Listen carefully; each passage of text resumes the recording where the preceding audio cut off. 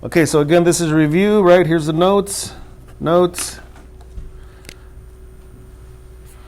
And I gave you a copy of this paper in class. If you're at home, right, because I'm recording this, the people that are at home, I put this worksheet there so you can print it out and follow along. If not, just copy each problem as we're going through it, right?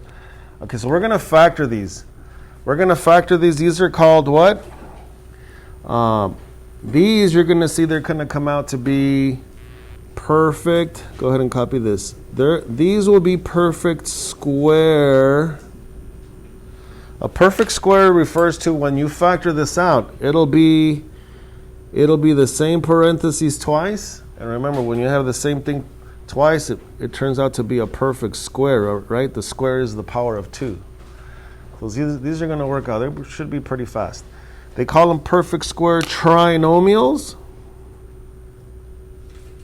In some books and some worksheets, they call them perfect square trinomials, right? Trinomials because it starts off with 3 terms, but when you factor them out, which it says here, when you factor them out, they factor out into a square, a perfect square.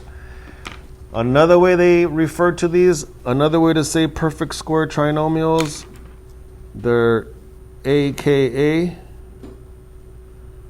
not like AKA, also known as what? I said it earlier. What was it? What was another way to call these? Perfect square trinomials. What's another way to say it? Trinomial what? Squares. I'm just telling you, when you hear that, they might refer to this, or they might refer to trinomial squares. Okay. So you're going to factor these. You're going to realize that you pretty much look at this last number here.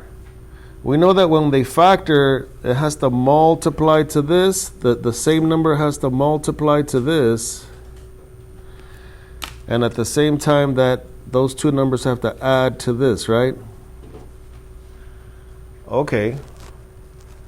So, well, I got a 25 right here. If I have to factor this, and I don't know if it multiplies to 25, I know it has to be 5 and 5, right?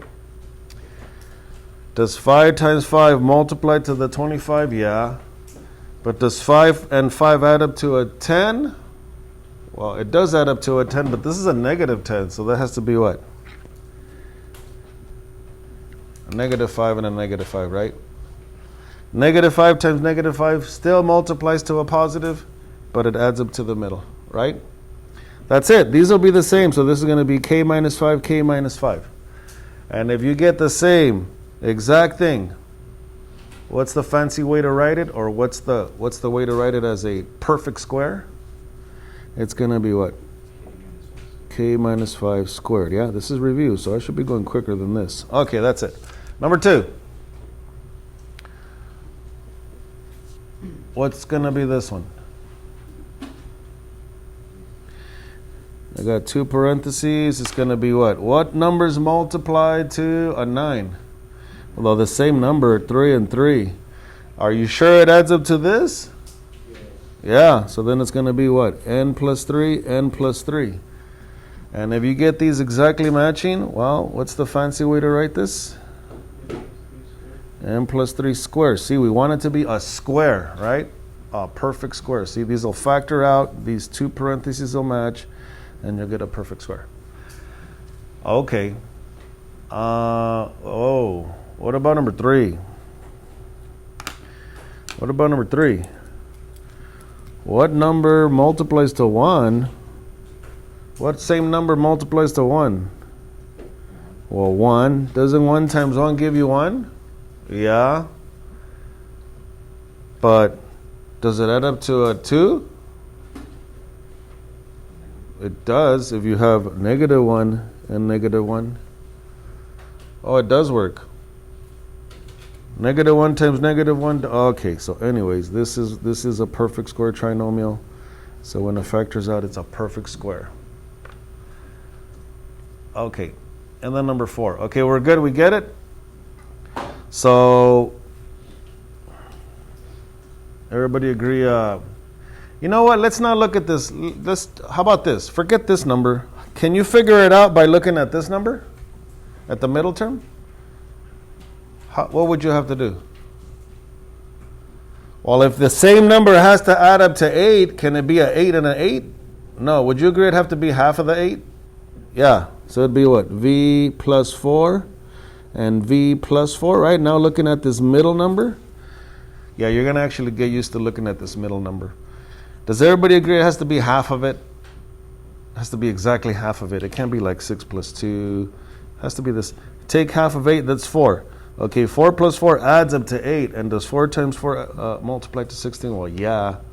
Okay, so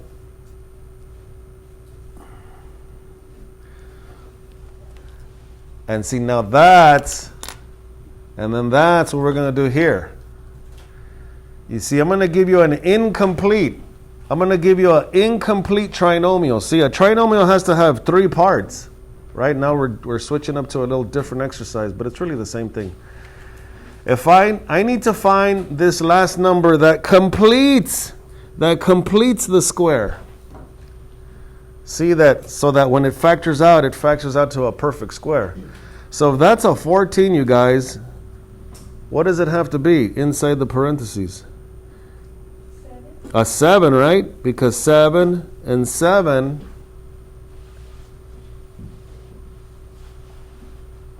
they add up to that middle term, yes? Yeah. So is that the number that goes here, the 7? No. No. Right? This is what it adds up to. So now multiply it. 7 times 7? 49. That's the number that goes here. You guys agree? Because then when you factor it, you don't... Oh, then rewrite it as a perfect square. Sorry, there are 2 parts. Then rewrite it as a perfect square. So part 1... find a number that completes the square. Part 2, write it as a perfect square. R plus 7, squared. Who is calling me? Okay, do number 6 by yourself right here. Hello? Oh, telemarketer. Okay, 12. Well, take half of 12. That'll be P plus 6 and P plus 6. So the 6 and the 6 add up to the 12. So multiply 6 times 6. 6 times 6 is 36. Isn't that the number that goes there? That's the number that would complete the square. And then write it as a perfect square. P plus 6 quantity squared. We get it? We're good? Okay, doing this fast now. Yeah? Number 7. Negative 26. What's it going to be? Half of 26 is 13? Is that right? Yeah, when I add these, they give me the negative 26. Now, what I got to do to figure out this number? Multiply them, no? Yeah. Anybody know 13 times 13? 169 is right. So that's the number that would complete the square here. How do you write this as a completed square? N minus 13 squared. All right, I think we got it, right? All right, let's finish up. Number 8, negative 8. What 2 numbers add up to negative 8? I think we did this one already, right? Something before, earlier. Half of 8 is 4, so negative 4 in this case because it's a negative. Negative 4, okay, adds up to negative 8, but now when you multiply it, it is a positive 16. That's the number that completes the square. But this is the way you write the square. Okay, last 2. What same number or divided by 2? 36 divided by 2 is 18. So they have to be like this, yes? Okay, that's right. Now what is 18 times 18? I don't know. Calculator, anybody have a calculator? 324? Yep. That sounds right. Thank you, sir. 324. Okay, then multiply it. That's 324. I need that number so that this factors to this. That's a number that has to work so that it factors to this, and this is what makes it a perfect square. And then you write it as a what? Perfect square. Everybody see what's going on here? Yeah. Okay. Well, 18, that's going to be a 9 and a 9. So 9 times 9 is 81. That's the number that goes there.